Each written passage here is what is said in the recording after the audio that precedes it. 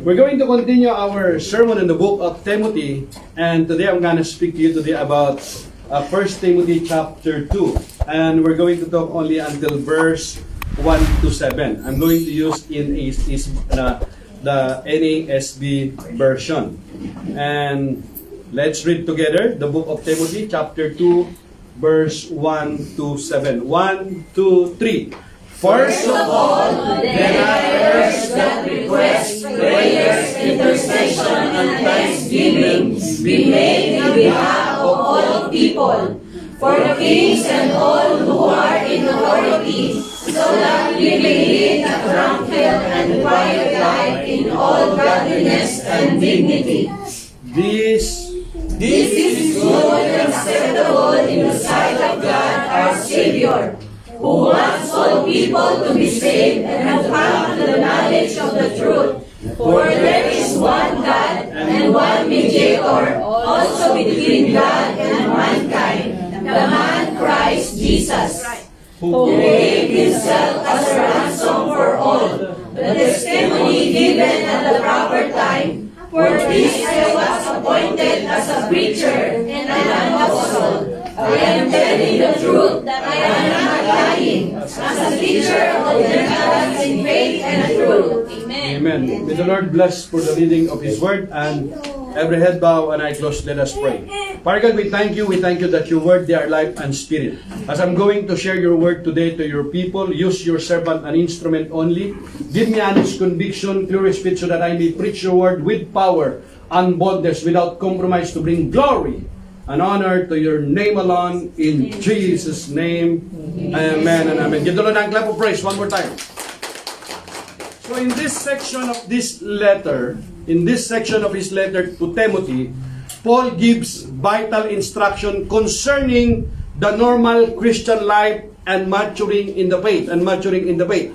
So his teaching touches on the role of men and women, the qualification necessary for elders and deacons, and the desired conduct of people within the church. But first of all, Paul touches on the important issue of prayer. Verse 1, it says, first of all, then I urge that requests, prayers, intercessions, and thanksgiving be made in behalf of all people. Iba say all people. All people. So we saw in the Gospels the necessity of prayer. Yung kahalagan ng prayer, the necessity of prayer in the life of the Lord Jesus. And Paul's epistles contain many inspired prayers that have encouraged believers down through centuries of times. We know the life of Jesus, madaling araw pa lang, maaga pa lamang, Jesus awake, went to a solitary place and pray. In Mark chapter 1 verse 25, very early in the morning, Jesus awake, went to a solitary place and pray. Lagi nang nakikita si Jesus, yung life po niya, lagi po siyang nanalangin, nagko-communion sa Fathers. Here in this verse, we can see that there are 4 types of prayer. Number 1 is the request, prayers, intercession, and thanksgiving. Amen? 4 po yan. So the first type of prayer list are entreaties or supplications, which talk of earnestly yet reverently pleading with the Lord for some very specific purpose. Means for very specific purpose. Pag meron kang hinihingi sa Panginoon, you name it, very specific purpose. The next on the list is simply called prayer, which may refer to general prayers or be a reminder of the incredible privilege believers have. Prayer simply means communication with God. Amen? Pakikipag-usap natin sa Panginoon. In that, we have the right to approach the throne of grace. Ibig sabihin, mayroon tayong access sa Father because of the Lord Jesus Christ. Amen? And enjoy fellowship with our Heavenly Father and Jesus Christ, our Lord and Savior. So the third type of prayer is intercession, where we employ our God-given position of priest and mediate on behalf of others who for one reason or another may not be able to lift up their needs to the Lord in prayer. Ibig sabihin ito yung ini-intercede natin yung panalangin ng iba, ng ating mga mahal sa buhay, ng ating kaibigan ng trabaho natin, ipinapanalangin po natin yon. Amen? And finally, Paul entreat us to offer up thanksgiving and praise to the Lord at all times and for all things. So, ang panalangin pala sa Panginoon ay hindi lang Panginoon, kundi kasama yung pasasalamat, pagsamba sa Panginoon at panalangin sa ating bansa, sa mga namumuno sa atin, sa trabaho natin at sa kalusugan natin. So yung aspekto pala ng prayer, panalangin sa Panginoon, hindi lang Panginoon, pero kasama pala doon yung pagpupuri, pasasalamat sa Panginoon. Amen. Amen? So our whole approach to God in our prayer life should be one of reverence and thankfulness. Ibig sabihin, bilang isang mananampalataya, dapat yung buhay po natin, punong-puno ng pasasalamat, pagsamba, pagpuri sa Panginoon. Our prayer life should be one of reverence and thankfulness, humility, trust, and love. And we should not be biased in our prayers, for we are called to pray for all men, the saved and the lost, the rich and the poor, the hurting and the self-satisfied, and we are even to pray for our enemies and those that despitefully use us. Bless them and do not curse them. Kahit yung mga tao na nagchichismis sa iyo na hindi totoo. That is very difficult. Sabi ng Biblia sa atin, that's why yung sa Sermon of the Mount, yung aral ng Panginoon na Sermon of the Mount na libong-libong taon nang nakakaraan, walang kupas hanggang ngayon sapagkat ang mga aral ng Panginoon ay punong-puno ng karunungan, punong-puno ng kayamanan at kapangyarihan na kung saan kakaiba ang kanyang turo, hindi tulad ng mga pareseyo, ng mga teacher ng panahon na yun. Ang sabi niya, pagpalain mo ang mga umuusig sa iyo, pagpalain mo at huwag sumpain. Amen. Bless them and do not curse, and even love your enemies. That is so difficult. You remember what I tell you before? If there is one verse in the Bible na sana hindi na nilagay doon, love your enemies. It's too hard. You cannot do that. I cannot do that. We cannot do that without the Holy Spirit. Amen. Kapag wala ang Espiritu ng Diyos, hindi ka pupuspusin ng Espiritu ng Diyos, ang totoo, hindi mo kayang gawin yan. Amen. Kaya sabi ng Panginoon, vengeance is mine, says the Lord. Kaya kapag nagugutom ang iyong kaaway, pakainin mo. Huwag mong lalagyan ng lason. Kapag nauuhaw, painumin mo. Sapagkat ang sabi ng Biblia, Romans chapter 12, verse 21, do not overcome evil by evil, but overcome evil with good. Huwag mong daigin ng masama ang masama, kundi daigin mo ng mabuti ang masama. Anong gantimpala ang inaasahan mo sa iyong amang nasa langit kung ang iyong ginagawa ng kabutihan ay yung mga taong mabubuti lamang sa iyo? Ginagawa rin yan ng mga pagano, hindi ba? Subalit higit mapalad ang iyong gantimpala, malaki ang iyong gantimpala sa langit kapag ang iyong pinagpapala ay ibang kahit yung mga tao na hindi nagmamahal sa iyo. Amen? Amen. Paano mo yung katabi mo? Mahirap yun, di ba? Are you with me? Of course, mahirap yun. Right? As born-again children of God, we have access to our Heavenly Father, who is a God who hears and answered prayers. So let us boldly approach the throne of grace and make supplication, prayers, petitions, and thanksgiving on behalf of all men to the glory of God. Hallelujah. Para sa kapurihan po ng Panginoon, ipanalangin po natin. Kaya glory to God, every Thursday in our prayer meeting, mayroon po tayong prayer points. Hindi natin nakakalimutan ipanalangin yung mga namumuno sa atin. Sometimes yung mga boss natin hindi po mababait. Pero still, kailangan po natin silang igalang. Why? Kasi yun ang sabi ng Panginoon sa atin. Amen. Remember, we are working for the Lord, not for man. Hindi ka man pagpalain ng mga nakakita sa iyo, ginagawa mo yung lahat ng iyong magagawa. Mayroon mga sa katabi mo minsan mga sip-sip pa. Sila pa yung napupromote. Sila pa yung naiingkrisan. Kaya kapag ganan yun yung boss, ang sipag-sipag. Kapag wala na, nagsiselfon na. You with me? Mga kapatid, we are working for the Lord, not for men. There is a God who work behind the scenes. Give your best at enjoy mo lamang yung ginagawa mo. Dahil pagdating ng panahon, kapag ang Diyos ang magpala sa iyo, walang demonyo sa impyerno ang makakapigil. If it's your time na i-bless ka ng Panginoon, nobody can stop. Tayo mo sa katabi, malapit na yung time ko. Malapakan natin ang Panginoon. Amen. That's right. Yeah. Amen. Amen. Sabi mo siyang katabi, wither lang yan.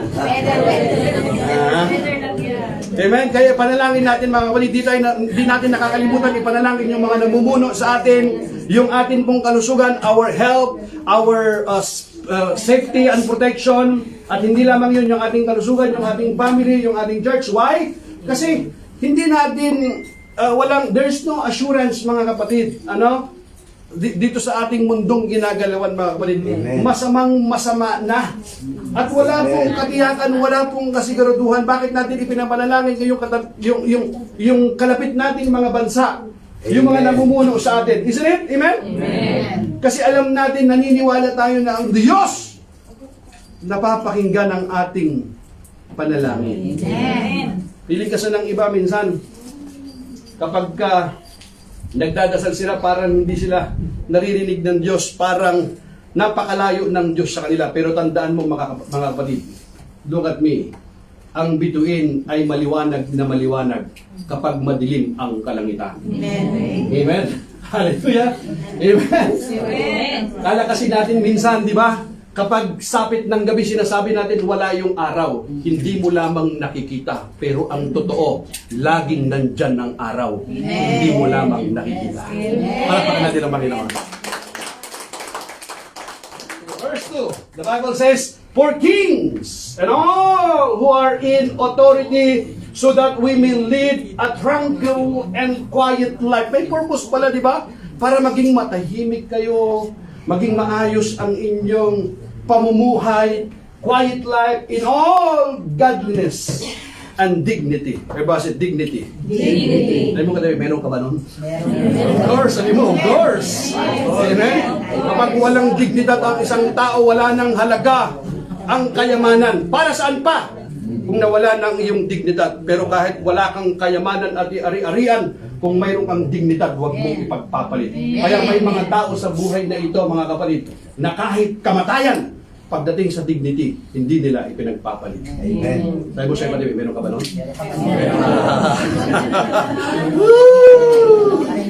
Praise the Lord. Palakpakan natin ang Panginoon.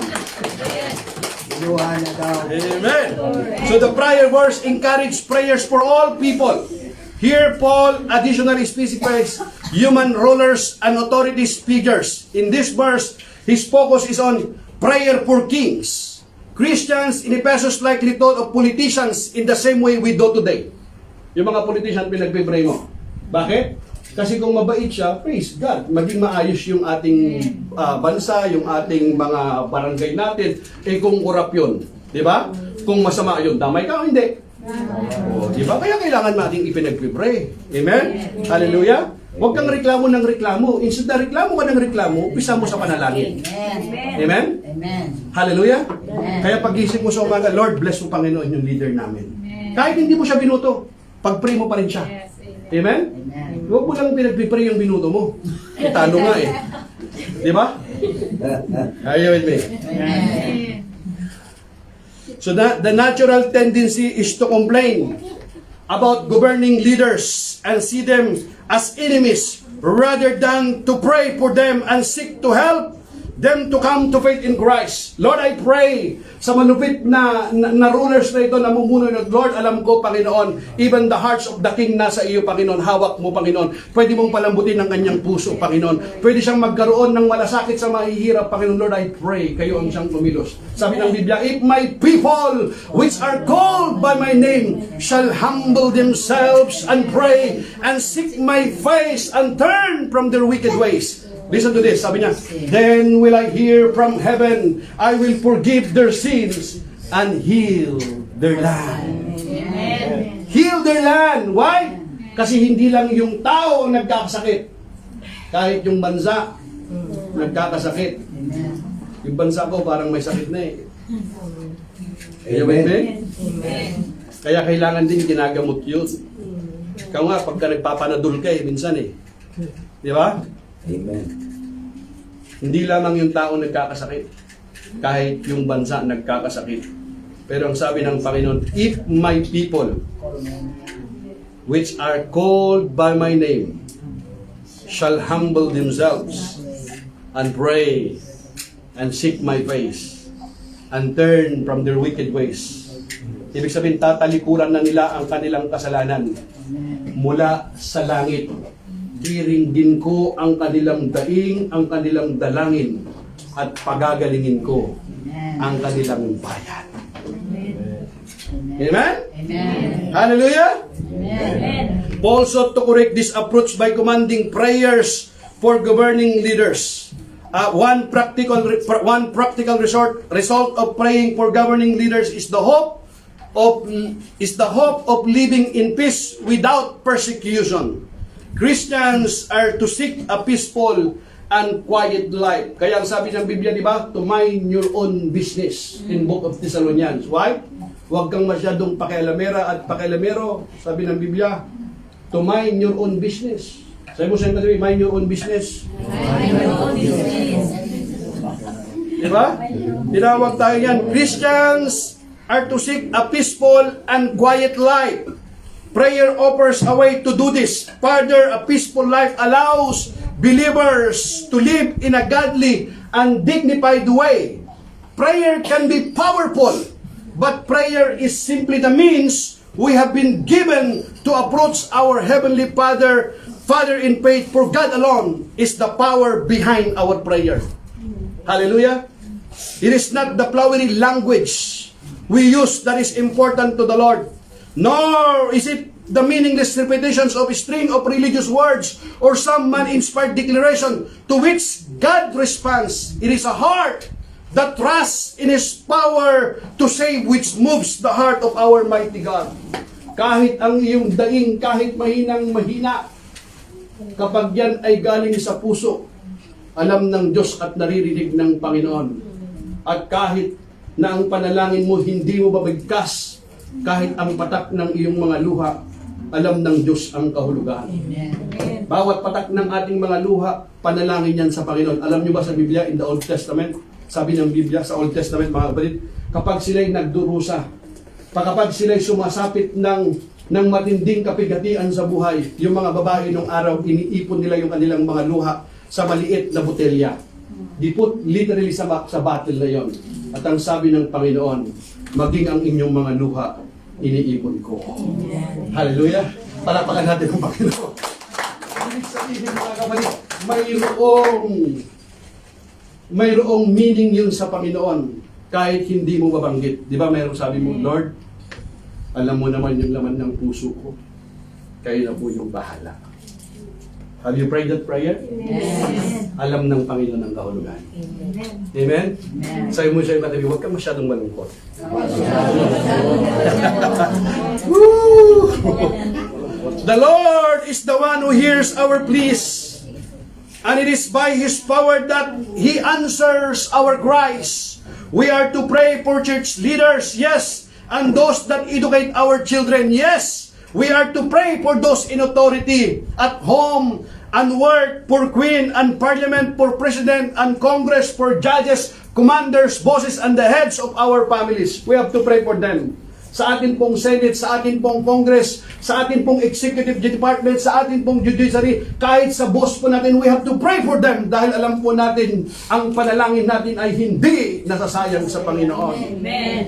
Amen? Kahit hindi mo pa natanggap yung panalangin mo, mga kapatid, prayer never be wasted. Every time na nagpipray ka, you're investing something. Amen. Hallelujah? Amen. Praise the Lord. Hallelujah. And we are told why we need to pray and earnestly and regularly, so that we may live a tranquil and quiet life in all godliness and dignity. God is the one who sets up rulers, and He is the one who removes them. Kapag panahon na kailangan nilang tanggalin, ang Diyos ang magtatanggal sa kanila. God often hears the petitions of His people as we cry to Him for godly rulers, but at times He allows ungodly leadership. to be appointed to bring His people to repentance and to return the wandering soul to the God of their salvation. Binsan, kahit yung mga rulers, mga namumuno na malulupit, ginagamit din ng Panginoon yan. Para alin? Manumbalik at magsisi ng totoo yung mga taong matitigas ng ulo.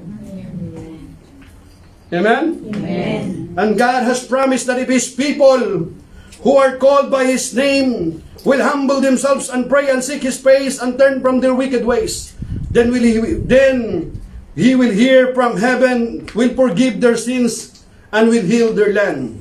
Let us never forget that God hears and answers our prayers and uses all things, both the good and the evil, to work together for our benefit and for the honor of His name. So let us make sure that today and for the rest of our life on earth, we offer entreaties and prayers, petitions, and thanksgiving on behalf of all men. And let us pray for kings and all who are in authority so that we may lead a quiet life in all godliness and dignity. Verse 3 to 4, the Bible says, for this is good.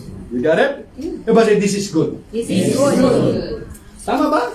Hallelujah. For this is good and acceptable in the sight of God. Hallelujah. Kasi mayroong prayer na hindi acceptable sa Panginoon. Alam niyo ba yon?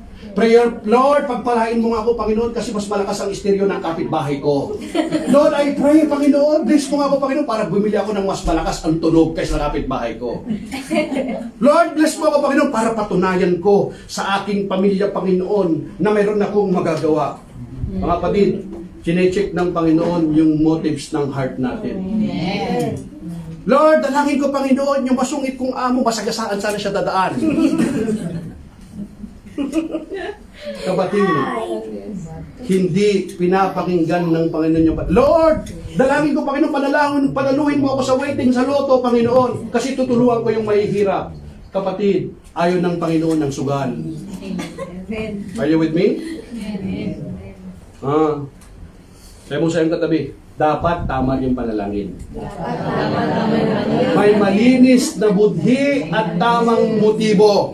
And for this is good and acceptable in the sight of God, our Savior, who will have all men to be saved and to come and to the knowledge of the truth. Hallelujah.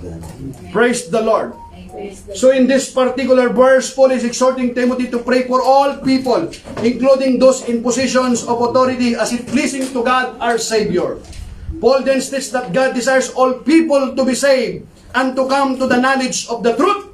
The context of this verse is important in understanding its significance. During the time when Paul was writing to Timothy, the early Christian church was facing persecution and opposition from both the Roman authorities and the Jewish religious leaders. Ibig sabihin, kahit saang banda, kaliwa o kanan, mayroong oposisyon lagi.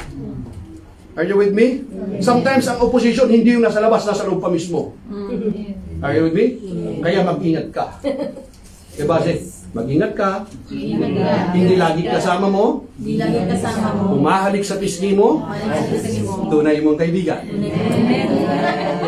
Be careful. Be careful. Dirbalak, habibi. Batin muskila. Are you with me? Hindi laging kasama mo. Kumakain sa hapagkainan mo, tandaan mo, ang halik ni Judas ay makamandaan. Amen. Are you with me? Amen. Kaya nga dati, lagi mo siyang kasakasamang lumalabas, kumakain, tanong ko, tingnan niyo ako ngayon. Nasaan na siya ngayon? Bakit? Are you with me?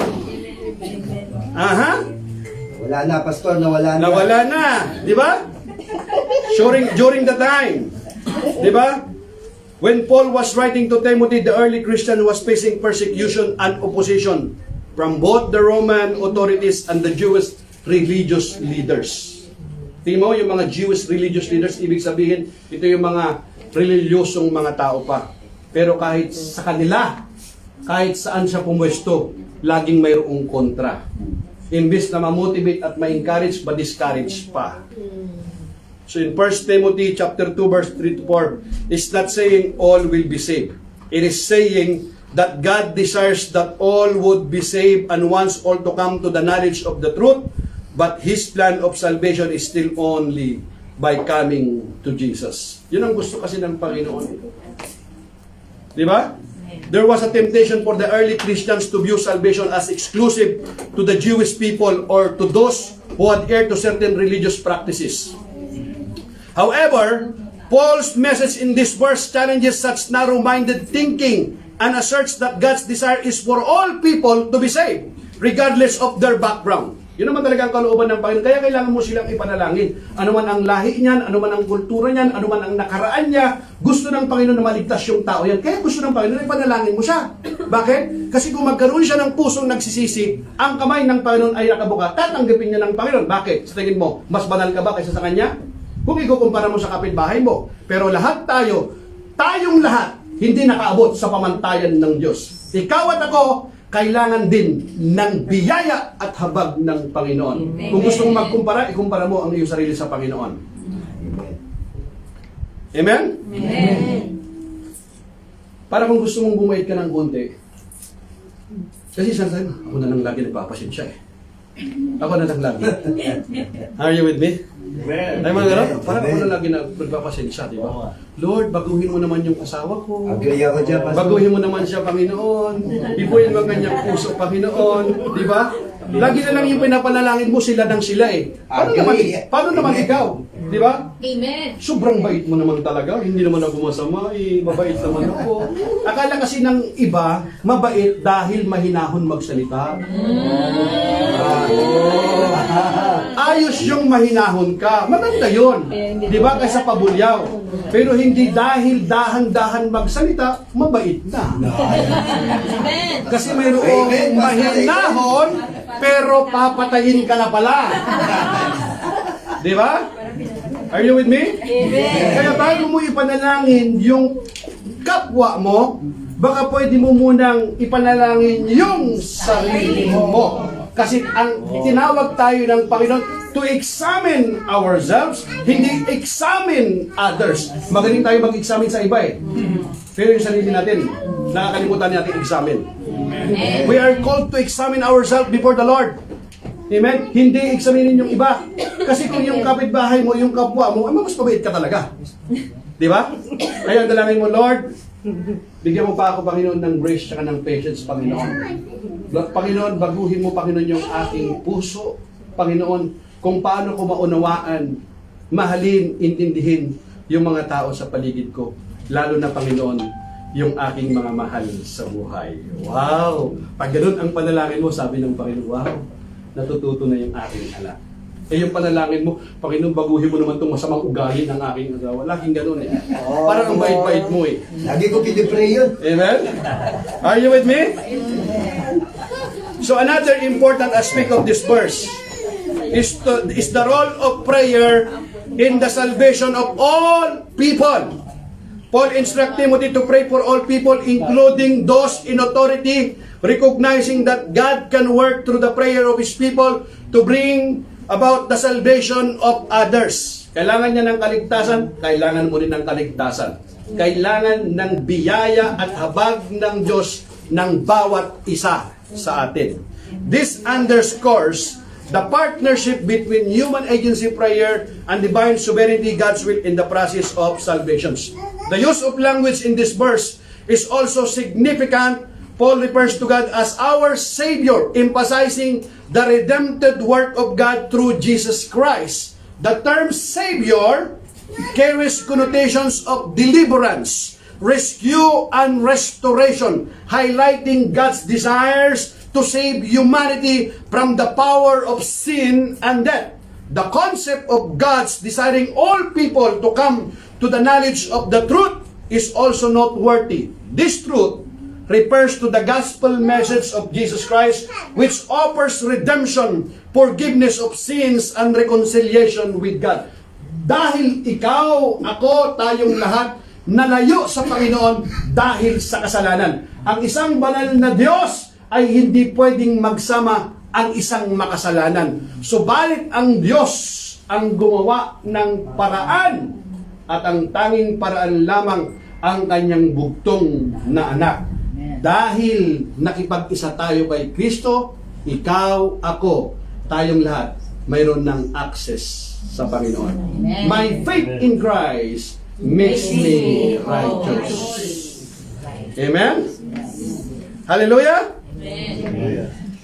So in terms of symbolism, this verse symbolizes the boundless love and grace of God. It portrays God as a loving and merciful Savior who extends His salvation to all people, irrespective of their past or present circumstances, inviting all people to experience the life-transforming message of Jesus Christ. Mga kapatid, akala kasi ng iba, kapag ikaw ay kumilala kay Jesus, tinanggap mo bilang Panginoon tagapagligtas, ang may experience mo lamang ay yung kaligtasan mo doon sa eternity, sa eternal life. No.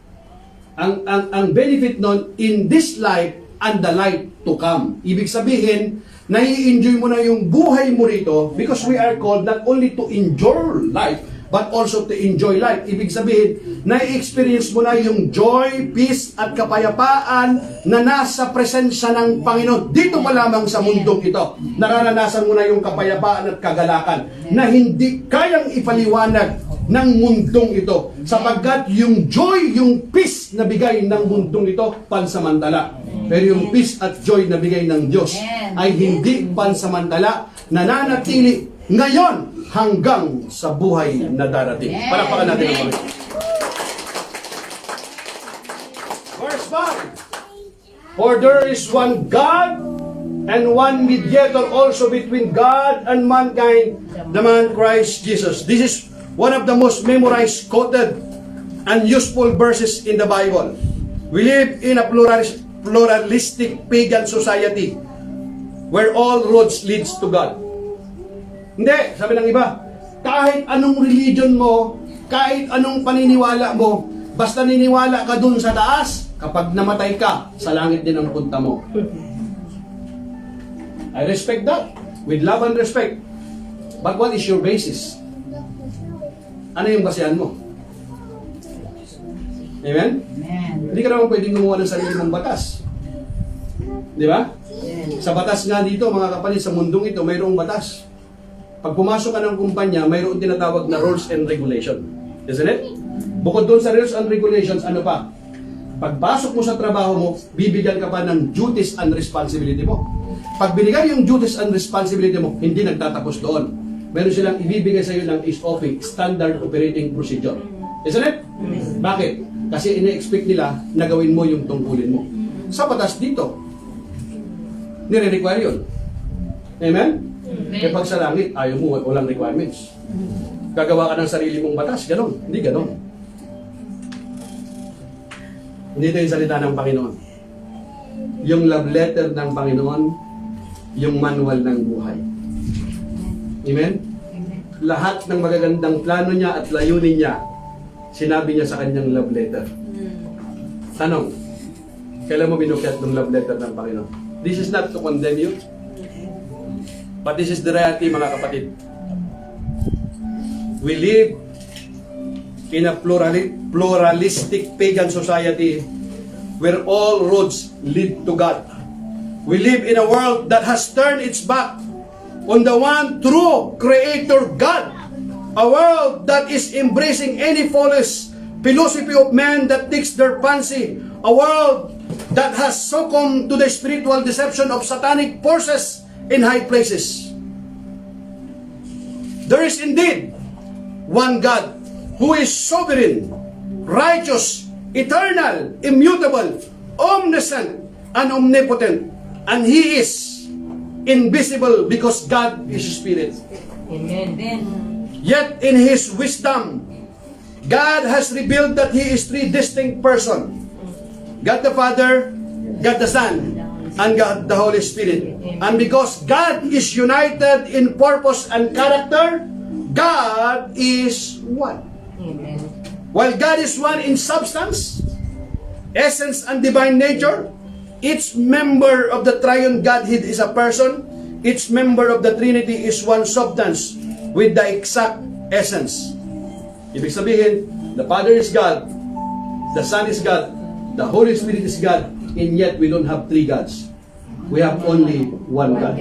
The Father is always with the Father, the Son is always with the Son, nor the Holy Spirit. And yet, we don't believe in three gods. Only one God. Pero yung Ama, hindi yung Anak. Sabi ni Jesus, hindi sinabi ni Jesus, I am the Father. Never. Sinabi ni Jesus, I and my Father are one. Ako at ang Ama ay isa. Hindi sinabi ni Jesus, ako yung Ama. Hindi sinabi ni Jesus yun. Amen? Pag binasa mo yung Biblia, basahin mo yung totoo. Huwag kang mag-invento. E mayroon nagtuturo, ini-invento eh. Amen? Are you with me? Amen. Very clear in the Bible, God has given an unfolding revelations of Himself. He has identified His singular authority in the universe and He has revealed His immutability in His Word. And God has given us a final and full revelation of Himself when the Word became flesh and dwelt among us. Speaking about the Lord Jesus Christ. In the beginning was the Word, and the Word was with God, and the Word was God. He was in the beginning with God. All things were made by Him, and nothing was made that was made. In John chapter 1, verse 1 to 3, and in verse 14, the Word became flesh and dwelt among us. Naging tao ang salita. Nakapiling, nakasama natin. The immortal, invisible God revealed Himself to mankind in the lovely person and face of the Lord Jesus Christ. Hallelujah. God is one. Which is why the Lord Jesus was able to say to His disciple, I and my Father are one. God the Son was born into the very race that He created in the beginning. He came from the Father to reveal the essential character and substance of God. He came to reveal God's glorious character and perfect plan of redemption to mankind. He came as the Son of Man to display the goodness of God and to die on the cross for the sins of the world so that He could rise as the firstborn from the dead and become the one mediator between God and man. Very clear mga kapatid, there is only one mediator. Wala nang ibang tagapamagitan. Huwag ka nang magdagdag. Kasi kung nagdagdag ka, hindi makapasa. Amen? Very clear in the Bible in Acts chapter 4 verse 12. Nor there is no other name under heaven given among men by which we must be saved. Jesus said, I am the way, the truth, and the life. No one comes to the Father except through me. Kaya isa lang ang mediator. Sino? Si Jesus. Bakit? Kasi si Jesus lang ang nagbayad ng iyong kasalanan. Ikaw at ako, wala nang ibang namatay sa cross ng Kalbaryo na bayaran ang kasalanan ng lahat ng tao. Kung si Jesus ay tao lang, sinong tao ang pwedeng magbayad ng lahat ng kasalanan ng tao? Kundi Diyos lamang. Kaya si Jesus ay hindi lang tao, siya rin ay Diyos. But in order to Him to die, He must become man because God cannot die. Amen. Alam ba natin ang bakit? Naiintindihan mo na? Sabi mo siyang tanong, naiintindihan mo na ba? Maliwanag na. Kaya hindi patay ang Diyos at hindi namamatay ang Diyos. Amen. Pero kailangan niyang magkatawang tao para siya ay mamatay. Amen? Kaya si Jesus ay totoong tao, totoong Diyos. Diyos din siya sapagkat Diyos lang ang kayang magbayad ng lahat ng kasalanan ng tao. Amen? Jesus, He made purifications of sins through the sacrifice of Himself so that He could be God's representative to man. Jesus was willing to become man's kinsman redeemer so that He was equipped to be the one and only mediator between man and God. No one comes to the Father except Jesus Christ. Every man and woman, every boy and girl, every saint and sinner, every prophet and priest, every prince and king have sinned, for all have sinned. Kahit sino, ano man ang pwesto, ano man ang posisyon, lahat nagkasala. For all have sinned and fall short of the glory of God. All need a Savior who will mediate between God and man. Amen. And the Bible clearly tells us that there is only one mediator between God and man, the man Christ Jesus. Some say this as an exclusive, and indeed it is. For there is no other name under heaven given among men by which we must be saved. But it's also demonstrate God's wisdom and grace, for He did not give multiple ways to return into fellowship with Himself, but one simple childlike way. Believe in the Lord Jesus Christ, and you will be saved. Hallelujah. It's very simple, but very profound, mga kapatid. God did not make it difficult for man to come to Him. The Lord made the way of salvation so simple that even a little child could understand. Christ died for our sins, was buried, and rose again, so that whosoever believes on Him shall not perish, but have everlasting life. Verse 6, the Bible says, who gave Himself as a ransom for all the testimony given at the proper time. Everybody say proper time. Proper time. Hallelujah. Ransom in this context is the idea of payment, something commonly mentioned in the law. You and I broke the law. Jesus paid the fine. Hallelujah. Jesus personally explained His role using this concept, saying in Matthew chapter 20 verse 28, the Son of Man came not to be served, but to serve, and to give His life as a ransom for many. Hallelujah. This would again emphasize Jesus as the fulfillment of the law. Do not presume that I came to abolish the law or the prophets. I did not come to abolish but to fulfill. The phrase, the proper time, simply refers to the coming of Jesus to earth and His sacrifice on the cross at the right time. Hallelujah. Verse 7, last verse. For this I was appointed as a preacher. This is Paul speaking. Sabi niya, inappoint ako, itinalaga ako ng Panginoon para maging tagapangaral. Sabi niya, for this I was appointed as a preacher, an apostle. I am telling the truth. I am not lying, as a teacher of the Gentiles in faith and truth. In faith and truth. This verse is a powerful declaration of Paul's authority as a preacher, apostle, and teacher of the Gentiles. It signifies his calling and commission from God to spread the gospel and teach the truth in Christ. In this verse, Paul is emphasizing the importance of speaking the truth without deception and the responsibility of teaching the Gentiles about faith and verity. Verity means the quality or state of being truthful or honest. The phrase, I speak the truth in Christ and lie not, is a powerful statement of Paul's commitment to honesty and integrity in his preaching and teaching. It reflects his determination to uphold the truth of the gospel without compromise or deceit. This emphasis on truthfulness. Symbolically, this verse represents the overarching missions of the church to proclaim the gospel and teach the truth of Christ to all people. It embodies the principle of integrity and sincerity in preaching and teaching, as well as the mandate to educate and disciple believers in the Christian faith. In conclusions, my brothers and sisters, in Timothy chapter 2 verse 7 conveys Paul's profound sense of purpose and calling as a preacher, apostles, and teacher of the Gentiles. It encapsulates his commitment to truthfulness, his dedication to spreading the gospel to all nations, and his passion for equipping believers in matters of faith.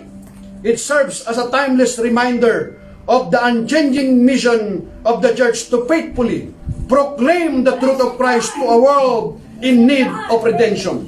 In Jesus' name, amen. Amen. Would you stand up, my brothers and sisters?